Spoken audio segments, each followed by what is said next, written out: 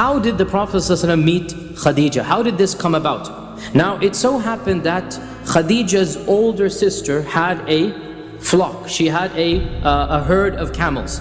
And her older sister hired the Prophet Muhammad ﷺ to take their flock out and to graze them outside of Mecca. And she hired two people. We don't have the name of the other person. The Prophet ﷺ and another young man. After the Prophet ﷺ had finished the grazing, they had to go back into town in order to collect their wages. So the young man that was with the Prophet ﷺ, and at this age the Prophet ﷺ is probably 23, 24 years old. The young man that was with him said, now that we're done, come let's go and ask our wages from Khadijah's sister. So the Prophet ﷺ said, why don't you go on my behalf, because I am too shy to go, because she's a woman. So the person came to Khadijah's sister, and it so happened that Khadijah was in her house at that time. And he asked for his wages. Khadijah said, where is Muhammad? He also has earned half of the wage. Where is Muhammad? So the man said he was too shy to come and ask it from you.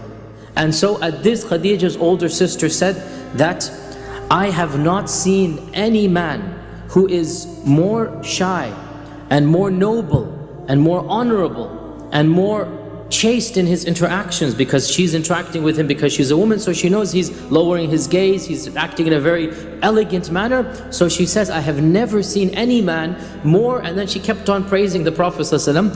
And the narrator of this report says, this was the first time Khadijah heard of his name in such a manner. And just like in any human being, that when a person is praised in such a manner, something entered her heart, because he's being praised in such a noble manner. And eventually, later on in the year, Khadijah had to send her own caravan to Syria. And Khadijah owned a lot of wealth, but because she's a woman, she cannot go herself to do it. And so every single time she has to hire a businessman. So when she heard this praise about the Prophet Muhammad ﷺ, she decided, why don't I choose this young man? So she sent a message to the Prophet ﷺ, why don't you take charge of my caravan? The Prophet ﷺ went to Abu Talib and said, oh my uncle, Khadijah has sent me such and such an offer, what do you think? And so Abu Talib basically said that, oh my nephew, Khadijah is well known to be the richest woman, and this is definitely much better than the job that you're doing now. You're going to get inshallah a good sustenance. Allah has blessed you with this opportunity. Do not say no to her. And so the Prophet ﷺ said yes, and Khadijah sent one of her servants along as well to him, and the Prophet ﷺ took the caravan to the city of Busra. So Khadijah had sent her servant, the name is given is Maysara generally, and when Maysara came back, so the Prophet went to Basra and then returned. When the Prophet came back, Maysara told Khadijah of the care and concern that the Prophet had shown, of his honesty, and the Prophet made double or triple, the Arabic says ad'af, which means many times more, the Prophet that anybody else had made before him. This is now increasing the emotions that Khadijah has.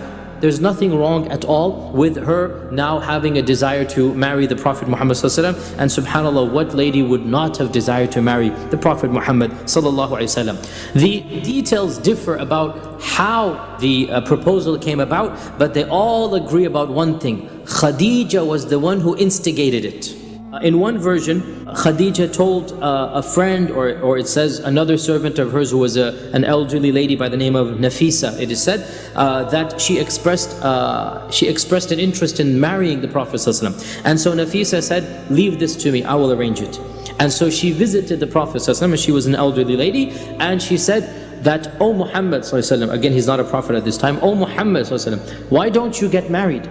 So the Prophet ﷺ smiled and said, and who would marry me? Because I am the orphan, poor person of the Quraysh. I'm an orphan and I'm poor. Who's going to marry me? And so Nafisa said, what if Khadijah wanted to marry you? What if Khadijah? So she's not saying Khadijah is sending me, but it's there, what if my master, what if my friend Khadijah wanted to marry you? And the Prophet ﷺ was quiet, and then he said, why would she want me? Notice he didn't say, I'm not interested in her. He's wondering, why would she want me? So the message is given that he is interested, because he didn't say, no, I'm not interested in her. Rather, he's thinking, why would she want somebody like me? Because he considered himself to be not somebody that was worthwhile, but subhanAllah, he is Rasulullah, and he was going to be Rasulullah. And so Nafisa went back and told Khadijah, and there the matter then went to stage 2. Ibn Ishaq says, by the way, that this marriage took place in the month of Safar. In the month of Safar, 3 months after he returned from Basra. 3 months after the journey. So for 3 months there was this back and forth. Ibn Hajar and others point out that Khadijah's father had died. That her uncle Amr ibn Asad became her wali, and Abu Talib came with the Prophet ﷺ, and Abu Talib performed the khutbah. He performed the sermon, and the sermon is recorded in one of the early books, that Abu Talib began by praising Allah subhanahu wa ta'ala, and then talking about the lineage of the Quraysh. That's what they always talked about, that we are the noble descendants of Ibrahim and Ismail, that Allah has blessed us with this, and that of the blessings we have is that we are the caretakers of the Kaaba, and Allah has blessed us to be the people of Mecca.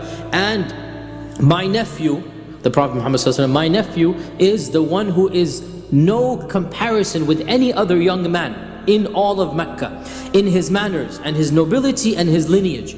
And he has proposed to your noble lady, Al-Karima, your noble daughter, your noble lady, Khadijah, with a mahr of 12 uqiyya, wanishan, uqiyya is a nugget of silver. So 12 nuggets of silver with a little bit of coins of silver as well. And so he gave the khutbah. At this, Amr, Khadijah's uncle, stood up and said, this is a young man who cannot be refused, we accept the proposal. The blessings of Khadijah are simply too numerous to mention. She was the first to believe in the Prophet ﷺ. She comforted him as soon as the revelation began. She was the one who thought, let's take him to Waraqa ibn Nawfal. Let's take him to somebody who knows what's going on and ask what is happening.